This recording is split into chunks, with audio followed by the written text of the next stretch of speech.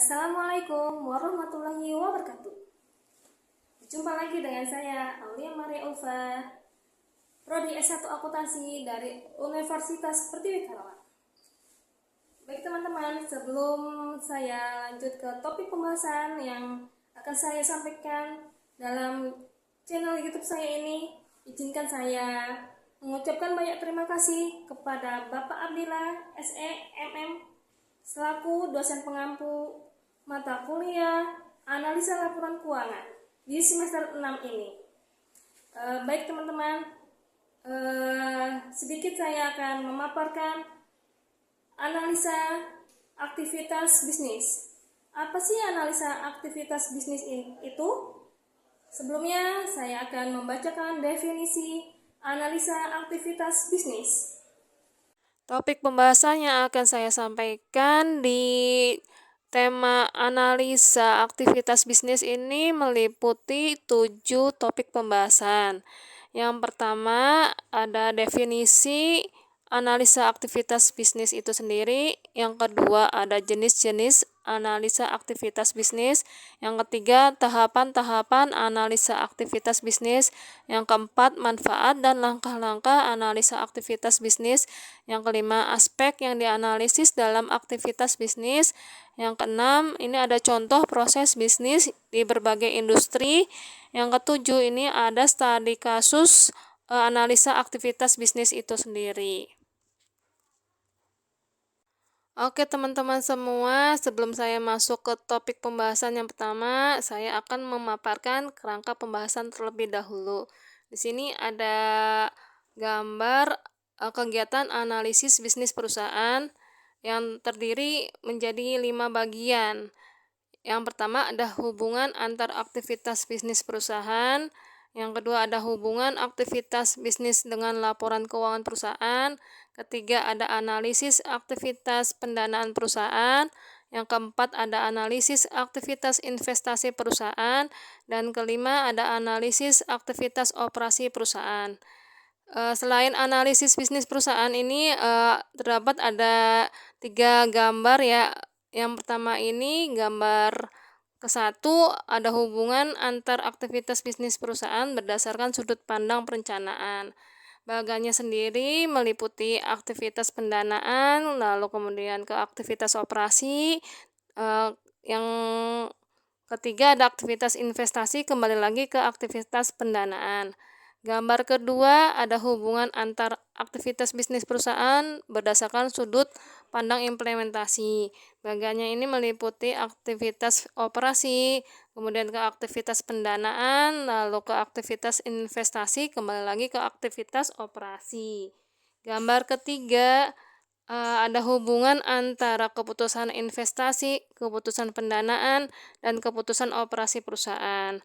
Bagiannya meliputi keputusan operasi, kemudian keputusan investasi, lalu keputusan pendanaan, kembali lagi ke keputusan operasi.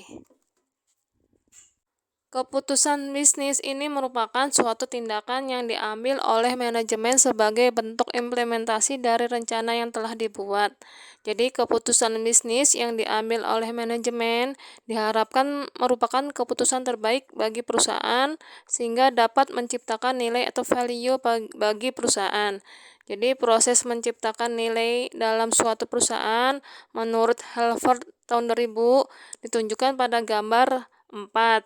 Yaitu proses penciptaan nilai dalam perusahaan, yang mana bagian sendiri mengoperasikan seluruh sumber daya dalam suatu persaingan, menciptakan efektivitas biaya, kemudian memilih dan melakukan komitmen sumber daya, dan yang terakhir memilih dan mencari sumber dana pilihan yang tepat. Bagian deskripsi singkat aktivitas bisnis perusahaan, yang mana terbagi menjadi 3. Yang satu ada aktivitas pendanaan, kedua ada aktivitas investasi, dan yang ketiga ada aktivitas operasi. Yang pertama, aktivitas pendanaan sendiri itu dapat diartikan sebagai aktivitas yang berfungsi untuk mencari sumber dana dan memperoleh pendanaan dalam rangka membiayai investasi dan operasi perusahaan. Yang kedua, aktivitas investasi dapat diartikan sebagai aktivitas yang berfungsi untuk mengalokasikan dana dalam rangka memperoleh barang-barang modal untuk kegiatan produksi atau operasi yang kemudian menghasilkan output berupa barang atau jasa pada aktivitas operasi. Yang ketiga ada aktivitas operasi. Aktivitas operasi ini dapat diartikan sebagai aktivitas yang berfungsi untuk menghasilkan output berupa barang atau jasa yang kemudian menjual output untuk menghasilkan pendapatan. Dan akhirnya dari pendapatan akan dihasilkan laba setelah diperhitungkan seluruh biaya. Hasil operasi ini kemudian dapat digunakan untuk aktivitas pendanaan dan investasi. Jadi bagian di atas menunjukkan bahwa ketiga aktivitas bisnis yang dijalankan perusahaan memiliki hubungan satu sama lain sehingga merupakan suatu sistem. Hubungan ketiga aktivitas bisnis ini jika dikaitkan dengan implikasi keuangan dapat dibedakan berdasarkan dua sudut pandang, yaitu sudut pandang perencanaan dan sudut pandang implementasi. Jadi pada dasarnya peranan aktivitas bisnis itu adalah menghasilkan output berupa barang atau jasa yang kemudian output dijual untuk menghasilkan pendapatan dan akhirnya dari pendapatan akan dihasilkan keuntungan. Menganalisis aktivitas bisnis suatu perusahaan merupakan langkah awal untuk melihat adanya aktivitas-aktivitas bisnis perusahaan yang berkaitan dengan fungsi-fungsi keuangan perusahaan. Secara umum, ada 3 jenis aktivitas bisnis yang berhubungan dengan fungsi keuangan suatu perusahaan, yaitu yang pertama ada aktivitas pendanaan atau financing activities, yang kedua ada aktivitas investasi, investment activities, dan yang ketiga ada aktivitas operasi, operating activities. Jadi ketiga aktivitas bisnis tersebut tentunya berimplikasi terhadap fungsi keuangan perusahaan yang tertuang dalam laporan keuangan perusahaan. Topik pembahasan yang pertama ini tentang definisi. Sebelum saya masuk ke analisa aktivitas bisnis itu, mungkin sedikit saya akan memberikan gambaran apa sih analisa bisnis itu. Jadi pengertian analisa bisnis adalah rangkaian kegiatan yang dilakukan dalam mengamati sesuatu dengan mendetail, mulai dari menguraikan, membedakan, dan memilah hingga bisa ditafsirkan apa yang menjadi maknanya. Jadi, analisa aktivitas bisnis adalah proses evaluasi mendalam terhadap kegiatan operasional sebuah perusahaan untuk memahami kinerja, mengidentifikasi potensi, dan merencanakan perbaikan. Analisa ini membantu dalam pengambilan keputusan yang lebih baik, peningkatan efisiensi, dan pencapaian tujuan bisnis. Analisa kesempatan bisnis perlu dilakukan agar risiko kerugian bisa diantisipasi dengan cara yang tepat. Secara sederhana, bisa juga analisa bisnis merupakan seperangkat teknik dan tugas yang digunakan sebagai penghubung bagi pihak pemangku kepentingan agar bisa memahami struktur, operasi, kebijakan dari suatu organisasi. Analisa tersebut juga diperlukan agar bisa diberikan rekomendasi atas solusi yang memungkinkan perusahaan agar mencapai tujuannya. Baik teman-teman semua, sebelumnya saya sudah membahas apa sih analisa aktivitas bisnis itu. Jadi untuk mencapai kesuksesan bisnis kita, tentunya kita ada proses bisnisnya nih. Jadi proses bisnis itu sendiri adalah suatu rangkaian aktivitas yang terstruktur dan saling berkaitan satu sama lain dengan melibatkan seluruh sumber daya perusahaan untuk mencapai tujuan berupa output barang atau jasa. Menurut para ahli MONG, proses bisnis itu adalah kumpulan aktivitas yang dilakukan dengan menerima masukan guna menghasilkan output berkualitas bagi pelanggan. Jadi, kesuksesan bisnis adalah tujuan utama para pelaku bisnis dalam menjalankan usahanya. Untuk mencapainya, tentu diperlukan alur atau proses bisnis. Yang seperti saya jelaskan sebelumnya, ada analisa aktivitas bisnis dan proses bisnis. Topik pembahasan yang kedua ini ada jenis-jenis analisa aktivitas bisnis. Jadi ada 5 jenis-jenis analisa aktivitas bisnis yang terdiri dari 1. Analisis SWOT atau Strength, Weakness, Opportunity, dan Threat. Analisis SWOT ini untuk mengidentifikasi kekuatan, kelemahan, peluang, dan ancaman perusahaan.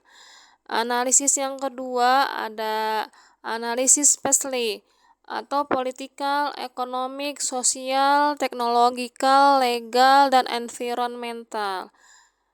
Jadi analisis ini untuk memahami faktor-faktor eksternal yang memengaruhi bisnis. Jenis yang ketiga ada analisis peluang pasar, di mana analisis ini untuk mengidentifikasi peluang pasar yang potensial dan memahami perilaku konsumen. Jenis analisa yang keempat ada analisis kinerja keuangan, analisis terhadap laporan keuangan perusahaan untuk mengevaluasi kinerja. Yang jenis kelima ada analisis aktivitas bisnis atau activity based costing, yang mana analisis ini untuk memahami biaya yang terkait dengan setiap aktivitas bisnis. Topik pembahasan yang ketiga, analisa aktivitas bisnis yang melibatkan beberapa tahapan antara lain, pertama, identifikasi aktivitas.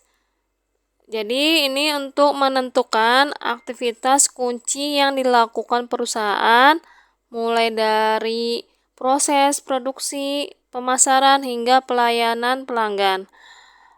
Yang kedua ada evaluasi kinerja. Mengukur aktivitas dan efisiensi setiap aktivitas, misalnya dengan mengukur waktu yang dibutuhkan, biaya yang dikeluarkan, dan hasil yang dicapai. Yang ketiga ada analisis SWOT, menilai kekuatan, strength, kelemahan, weakness, peluang, opportunity, dan ancaman, threat terkait setiap aktivitas. Keempat, identifikasi peluang perbaikan, menggunakan data dan informasi yang diperoleh untuk mengidentifikasi area yang perlu diperbaiki atau dioptimalkan. Yang kelima ada perencanaan dan implementasi, merancang strategi dan tindakan yang tepat untuk meningkatkan kinerja aktivitas, misalnya dengan menerapkan teknologi baru, mengubah proses kerja, atau meningkatkan pelatihan karyawan. Topik pembahasan keempat, manfaat analisa aktivitas bisnis. Ini ada 6 yang terdiri dari yang ke-1, peningkatan efisiensi, kedua, pengambilan keputusan yang lebih baik, ketiga, pengembangan strategi yang lebih tepat, keempat, peningkatan kualitas produk atau layanan, kelima, penetapan standar kinerja, dan yang keenam, memenuhi kebutuhan pemangku kepentingan. Selain manfaat analisa aktivitas bisnis, di sini saya akan menjelaskan langkah-langkah analisa aktivitas bisnis itu sendiri. Yang pertama, kita tentukan tujuan analisis, di mana kita definisikan tujuan analisis secara spesifik. Misalnya untuk meningkatkan efisiensi, mengurangi biaya, atau meningkatkan penjualan. Yang kedua, kumpulkan data relevan. Jadi kumpulkan data internal atau misalnya data penjualan, keuangan dan operasional, dan eksternal. Misalnya data pasar, persaingan, dan tren industri. Langkah ketiga, pilih metode analisis yang tepat. Jadi, tentukan metode analisis yang sesuai dengan tujuan dan jenis data yang digunakan. Misalnya, analisis SWOT, analisis specialty, atau analisis trend. Langkah keempat, ada proses dan analisis data. Bersihkan format dan analisis data untuk mengidentifikasi pola, tren, dan hubungan. Yang kelima, interpretasikan hasil. Kita tarik kesimpulan dari hasil analisis, misalnya mengidentifikasi kekuatan, kelemahan, peluang, dan ancaman bisnis. Langkah keenam, buat rekomendasi dan implementasi. Jadi, sediakan rekomendasi berdasarkan hasil analisis, misalnya untuk meningkatkan efisiensi, mengurangi biaya, atau meningkatkan penjualan, dan implementasikan rekomendasi tersebut. Langkah yang terakhir, ada pantau dan evaluasi hasil. Pantau implementasi rekomendasi dan evaluasi dampaknya, misalnya dengan memantau data penjualan, keuangan, dan operasional. Analisa bisnis hendaknya ini dilakukan dengan cara yang tepat agar tujuannya bisa dicapai. Jadi, bagaimanakah cara untuk melakukan analisa pada bisnis tersebut? Sini ada caranya, 4 cara melakukan analisa pada bisnis. Yang pertama, kita lakukan analisis SWOT. Yang kedua, inovasi sebagai antisipasi ancaman bisnis. Yang ketiga, menentukan target pasar. Dan keempat, menghitung anggarannya. Topik pembahasan yang kelima mengenai aspek-aspek yang dianalisis dalam aktivitas bisnis. Di sini ada 3 aspek yang terdiri dari pertama, aspek internal yang meliputi kekuatan, strength, kelemahan, weakness. Yang kedua, ada aspek eksternal, yaitu ada peluang, opportunities, dan ancaman, threats. Dan aspek lainnya yang meliputi lingkungan, strategi, kinerja perusahaan, kondisi keuangan, studi kelayakan bisnis, pasar dan pemasaran, manajemen, dan legalitas. Penerapan melakukan analisa aktivitas bisnis terdiri dari 1. Mengumpulkan data. Kumpulkan data yang relevan dari berbagai sumber seperti laporan keuangan, data pasar, data pelanggan, dan data internal perusahaan. Yang kedua, menganalisis data. Analisis data yang telah dikumpulkan untuk mengidentifikasi pola, tren, dan hubungan. Yang ketiga, menyusun laporan analisis yang berisi temuan dan rekomendasi untuk tindak lanjut. Topik pembahasan yang keenam, di sini ada contoh-contoh proses bisnis di berbagai industri, yang mana saya mengambil 4 contoh saja.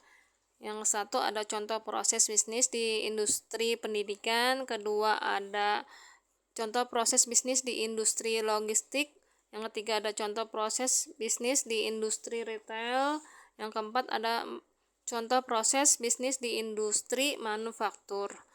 Contoh pertama ini proses bisnis di industri pendidikan.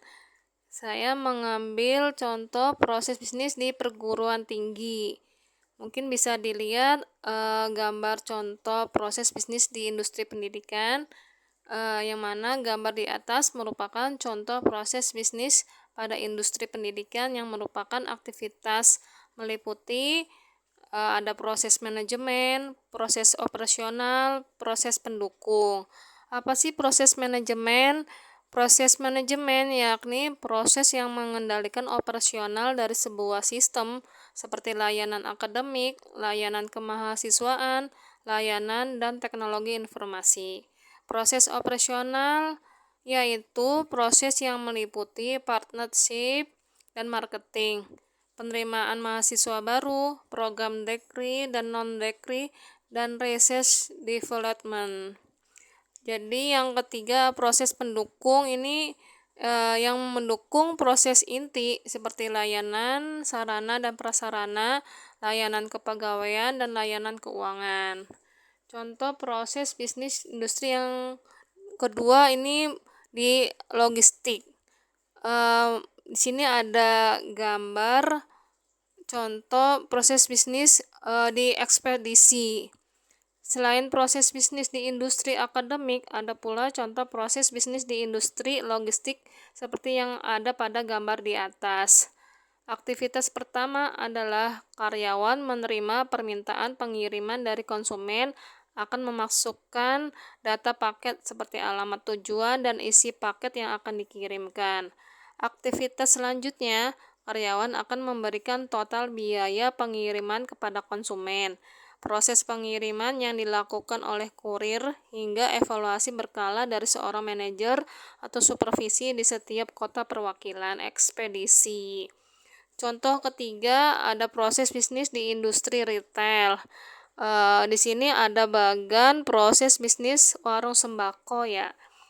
Jadi aktivitas pertama di proses bisnis warung sembako adalah pemilik warung membeli secara berkala barang dagang ke pemasok. Konsumen melakukan pembelian barang kebutuhan pokok di warung. Pelayanan dilakukan oleh penjaga toko dan pembayaran dilakukan oleh kasir. Untuk dapat memastikan stok barang tetap tersedia, proses selanjutnya adalah pemilik melakukan kontrol persediaan barang dagang di tempat penyimpanan. Tak hanya itu, kasir dan pemilik juga akan melakukan perhitungan total transaksi jual beli di setiap harinya hingga evaluasi dilakukan saat proses jual beli selesai. Yang keempat, ada contoh proses bisnis di industri manufaktur. Di sini ada gambar contoh proses bisnis di industri manufaktur. Saat ini bisnis manufaktur mengalami perkembangan yang cukup signifikan. Industri manufaktur menjadi sektor penting dalam perekonomian Indonesia. Sektor manufaktur masih konsisten menjadi sumber utama bagi pembentuk struktur produk domestik bruto nasional atau PDB nasional sepanjang 3 bulan pertama pada tahun 2023 yang mencapai 5,3%. Umumnya, perusahaan manufaktur menjalankan proses bisnis sebagai berikut. Yang pertama, melakukan pengadaan barang untuk keberlangsungan usaha, mulai dari menyediakan bahan mentah, spare part, kebutuhan gedung, kebutuhan karyawan, alat pembersih, dan komponen penting lainnya. Setelah bahan tersedia, maka perusahaan akan mengolah bahan mentah menjadi siap pakai. Perusahaan manufaktur dalam praktiknya dibagi menjadi 2 divisi, antara lain Production Planning and Inventory Control atau PPIC dan Quality Control atau QC.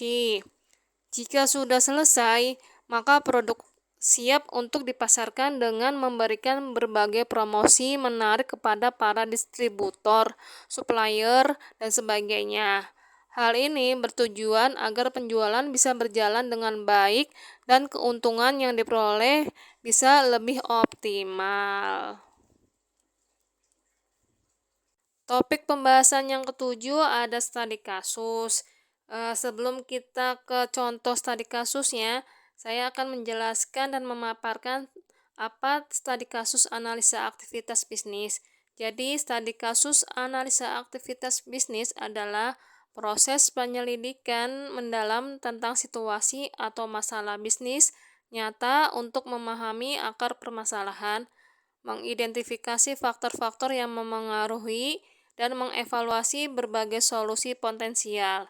Ini membantu organisasi untuk belajar dari pengalaman, mengoptimalkan strategi, dan membuat keputusan yang lebih tepat di masa depan. Berikut contoh studi kasus pada penilaian aktivitas usaha kedai kopi Senja di Karawang. Kedai Kopi Senja di Karawang merupakan usaha mandiri yang terletak di pusat Karawang.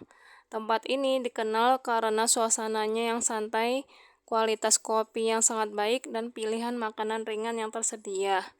Didirikan oleh seorang barista muda dengan modal yang terbatas 2 tahun lalu. Kedai ini berhasil menarik pelanggan setempat dan menjadi pilihan utama untuk bersantai, bekerja, atau menikmati kopi. Namun, pemilik merasakan ada stagnasi dalam pendapatan dan lonjakan biaya operasional dalam beberapa bulan terakhir. Tantangan usaha yang dialami itu pengurangan laju pertumbuhan pendapatan dan kenaikan biaya operasional. Tujuan penilaian aktivitas usaha di Senja Kopi di Karawang, yang pertama, menemukan area operasional yang kurang efisien atau dapat diperbaiki dan mempelajari tren penjualan untuk produk kopi dan makanan, dan mengetahui preferensi pelanggan. Metode penilaian yang digunakan, yang pertama ada analisis penjualan, kedua analisis biaya, ketiga analisis pelanggan, keempat analisis pemasaran, dan kelima analisis SWOT, kekuatan, kelemahan, peluang, ancaman. Temuan yang ditemukan di Kopi Senja di Karawang, yang pertama ada penjualan produk kopi khas menjadi sumber pendapatan utama, tetapi penjualan makanan ringan terlihat stagnan. Biaya bahan baku untuk kopi spesial mengalami kenaikan yang cukup besar, dan pelanggan memberikan tanggapan positif mengenai suasana kedai, tetapi ada yang mengeluhkan tentang kurangnya variasi menu. Saran yang disarankan untuk Kopi Senja di Karawang, yang pertama ada fokuslah pada promosi kopi khusus dan produk yang memiliki keuntungan tinggi. Tinjau pemasok bahan baku untuk menemukan opsi yang lebih terjangkau tanpa mengurangi kualitas, dan gunakan media sosial dengan lebih efisien untuk menarik pelanggan baru serta menjaga pelanggan yang sudah ada. Jadi kesimpulan dari studi kasus ini adalah menganalisis aktivitas bisnis, yaitu langkah penting bagi Senja di Karawang untuk memahami situasi baik di dalam maupun di luar, mengenali tantangan dan kesempatan, serta menyusun strategi yang efektif untuk pertumbuhan yang berkelanjutan. Dengan mengandalkan data dan analisa yang tepat, pemilik dapat membuat pilihan yang lebih baik dan meningkatkan performa kafe di tengah persaingan yang ketat di Karawang. Studi kasus ini menunjukkan bagaimana analisis aktivitas bisnis dapat digunakan dalam usaha kecil seperti kedai kopi.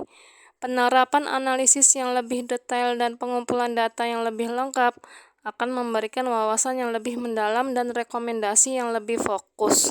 Jadi, analisis aktivitas bisnis bukan hanya sekedar melihat angka, tetapi juga menerjemahkan data menjadi insight yang actionable, memperdayakan perusahaan untuk beroperasi secara lebih cerdas, responsif, dan kompetitif dalam mencapai tujuan bisnisnya.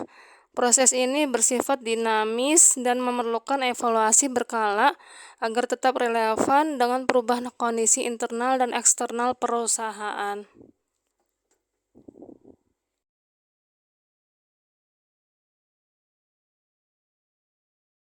Oke teman-teman semua, sebelumnya saya ucapkan banyak terima kasih karena sudah menyaksikan channel YouTube saya dengan tema analisa aktivitas bisnis di mata kuliah analisa laporan keuangan semester 6 ini.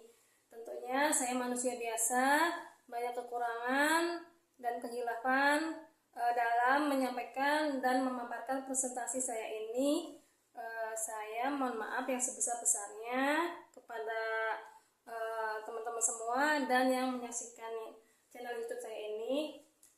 Semoga apa yang saya sampaikan dan apa yang saya paparkan pada presentasi ini bisa bermanfaat kepada teman-teman semua untuk memulai bisnis atau menjalankan bisnis baru nih untuk masa depan teman-teman semua.